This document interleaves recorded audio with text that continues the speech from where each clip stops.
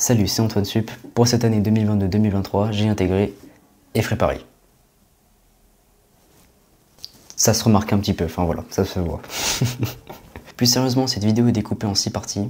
Première partie, l'introduction dans laquelle vous êtes, après la pré-rentrée, après la semaine d'intégration, puis le système de notation, mon emploi du temps et mon avis général sur l'école, sur ma rentrée, tout le reste. Donc voilà, c'est parti pour ma pré-rentrée. Tout d'abord, ce qu'il faut savoir sur Effray, Paris, Panthéon, Assas Université, il y a beaucoup de filières, c'est-à-dire qu'il y a des BTS, il y a le cycle ingénieur, il y a le cycle expert, donc voilà. Il y a beaucoup de filières et du coup il y a beaucoup de nouveaux comme moi qui rentrent mais qui ne sont pas forcément en L1 classique.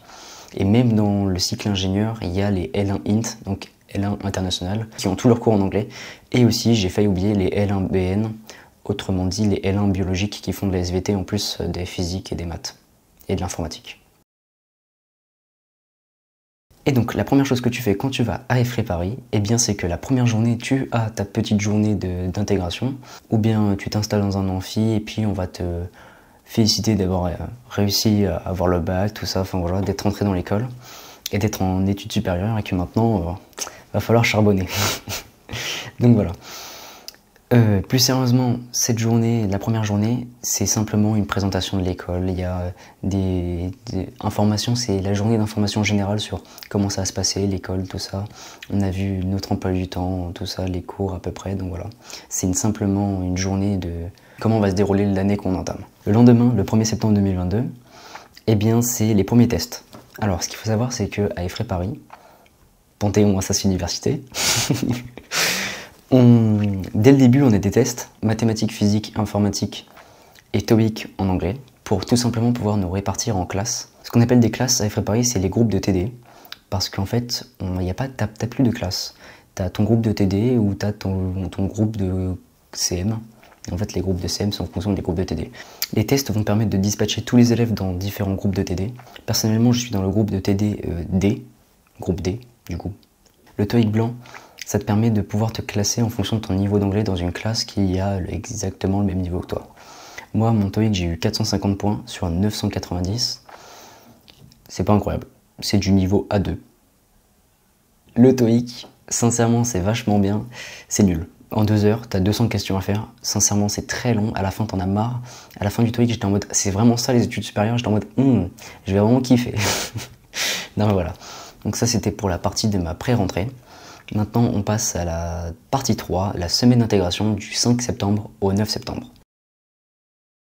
Cette semaine d'intégration, ça te permet d'abord de pouvoir rencontrer l'ensemble de tes professeurs à chaque fois, parce que tu as cours normalement, et donc tu vas pouvoir t'habituer à être en CM avec tout ton groupe. Donc moi, pour l'instant, moi du coup, j'ai découvert le groupe DEF, enfin toutes les personnes des groupes DEF, et plus spécialement les groupes D, vu que c'est mon groupe de TD, mais donc voilà. Et du coup, grâce au test, tu es réparti dans des groupes, et du coup, moi, je suis dans le groupe D. Comme j'ai dit, le groupe TDD. TDD. Ouais, parce que TD, c'est travaux dirigés. Donc voilà. Ce qu'il faut savoir, c'est que les groupes de TD, c'est 40 étudiants. C'est le minimum que tu vas avoir comme classe possible. Et en vrai, pour le coup, c'est bien par rapport aux cours magistraux où t'es 200 dans l'amphi. C'est chiant pour dès qu'il y a quelqu'un qui commence à parler, enfin dès qu'il y a des groupes qui commencent à parler, c'est chiant pour pouvoir écouter le cours. C'est pour ça que je vous conseille, si t'es étudiant à Effray Paris ou même étudiant de base, mets-toi dans les premiers rangs si tu veux écouter le cours. Si tu te mets à l'arrière, c'est que t'es pas là pour écouter. En tout cas, si tu te mets au dernier rang, c'est sûr que t'es pas là pour écouter. Par rapport au lycée, les TD, c'est vachement bien. Parce qu'en fait, c'est l'organisation de TD cours magistraux, c'est vachement bien. Parce qu'en fait, en cours magistraux, tu vas plus voir la partie cours, vraiment, le prof va faire tout son chapitre, il va te mettre un diapo, il va expliquer tout son chapitre, toi tu vas prendre en note les trucs que tu comprends ou en note complètement toute la diapo si tu veux, même si on nous la donne après. Et les TD, en fait, c'est vraiment, on va te donner des exos à faire pour le jour du TD, donc il faut préparer les TD à la maison, c'est le seul devoir qu'on te donne à faire un peu, et que vaut mieux faire si tu veux progresser, t'es un peu obligé de les faire, donc voilà. Et du coup, tu fais les TD, et après le prof va venir les corriger, et même il y a une grosse participation en classe à avoir pour même récupérer des points. Je vous détaillerai ça sur la partie notation, mais en gros ça permet de récupérer des points, tout ça, et de surtout mieux comprendre, mieux assimiler les cours, et puis pouvoir être prêt pour le contrôle continu. Car oui, ça aussi on va le voir en notation, mais il y a des contrôles continus toutes les semaines. La première semaine, c'est vachement tranquille au niveau des cours et des TD, parce que ils partent du principe que Au lycée, on n'a fait que 2 matières possibles. Donc c'est-à-dire que moi j'ai fait maths physique, j'ai pas fait du tout de NSI, donc normalement de base je ne sais pas coder. Après, comme je suis un homme exceptionnel, j'ai fait du Python tout seul dans ma chambre, et du coup je sais pas, mais en algorithmique pour l'instant c'est super simple, mais je suis plutôt bon en informatique pour l'instant. En même temps j'ai un raisonnement mathématique. Bon, j'arrête de me saucer, hein, on va se calmer, mais voilà. Et du coup en fait pour l'instant les cours d'informatique et d'électricité, donc tout ce qui est physique, c'est vachement simple, c'est vraiment des trucs qu'on peut... Certains ont même vu au collège, quoi, parce que c'est des trucs de base. Genre là, on a vu la loi d'Ohm, donc U égale R fois I. Enfin voilà, c'est des trucs vraiment de base que tu fais au collège. Donc voilà, tout ce qui est électricité. Après, on a vu un truc plus compliqué, tout ce qui est loi des mailles, loi des nœuds. Bon, pareil, ça on l'a vu, mais bon, c'est des bases qu'il faut avoir acquis pour pouvoir continuer à faire la suite. Donc voilà. Donc première semaine, sincèrement, c'est super bien parce qu'en fait, ça te permet de te rendre compte que c'est maintenant qu'il va falloir travailler et qu'il va falloir se mettre à bosser parce que tous les profs nous l'ont dit pendant les salons, enfin pendant les amphis ou même dès qu'il y avait un conseil ou une astuce à donner d'après les profs, c'était vraiment régularité. Il faut vraiment travailler souvent à avoir des automatismes. Pour terminer cette semaine d'intégration, on a eu une journée dite Meet Your Future, qui est en fait une journée, c'est Effray qui a réservé une salle au Grand Rex pour accueillir tous les nouveaux étudiants qui étaient rentrés dans l'école. Donc c'est-à-dire les L1, il y avait aussi des L3 qui venaient de prépa, il y avait aussi des M1 qui venaient, enfin voilà, toutes les personnes qui, c'est la première fois qui rentraient à Effray étaient invitées, conviées à cette journée au Grand Rex, dans une salle où il y avait du coup 2000 étudiants réunis dans cette salle. Donc c'était vachement cool. Pour vous parler un peu des invités qu'on a eus, donc c'était le vendredi 9 septembre 2022. Comme invité, on a eu tout d'abord la directrice générale de Webedia, avec elle, Jamie Gourmaud. Donc Jamie Gourmaud, qui d'ailleurs a fait une entrée très applaudie par tous les étudiants, c'était incroyable. Parce qu'en fait, l'animatrice a commencé à dire « Est-ce que vous connaissez Jamie de C'est pas sorcier ?» On était en mode « Ouais !» Et après j'ai fait « Attends, mais ils vont vraiment nous ramener Jamie ?» Et là, il y a Jamie qui arrive en mode «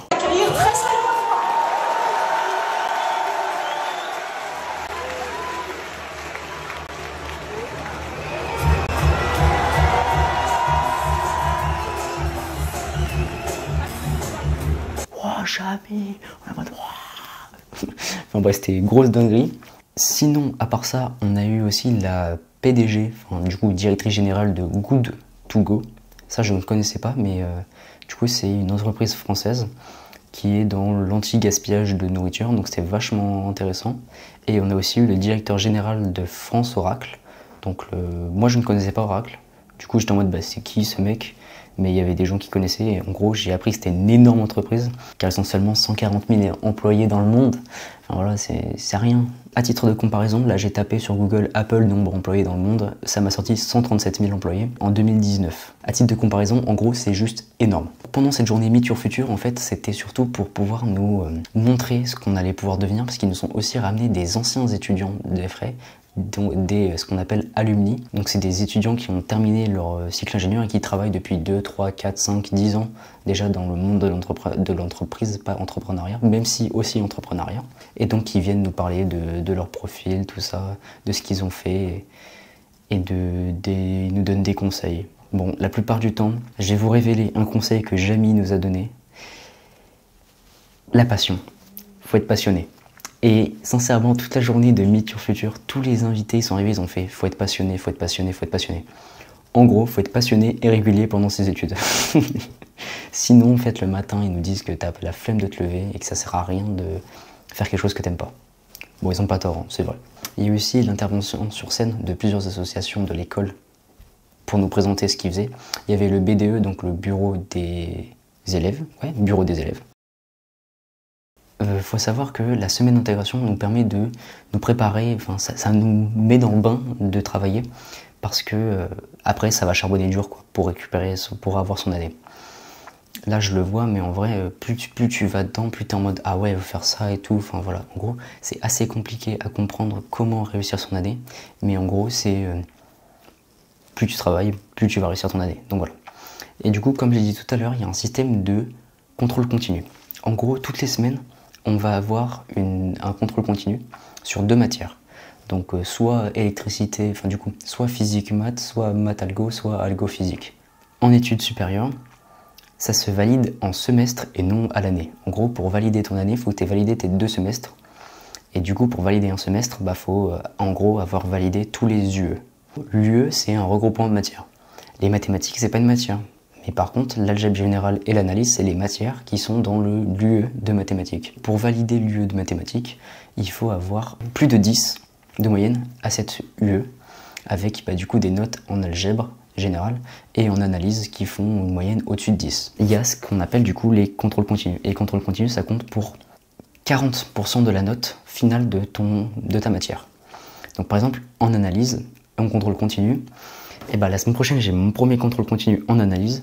Et donc ça a compté, bon là exceptionnellement ça compte pour 10%, mais normalement c'est 5% parce que du coup on va en avoir plusieurs.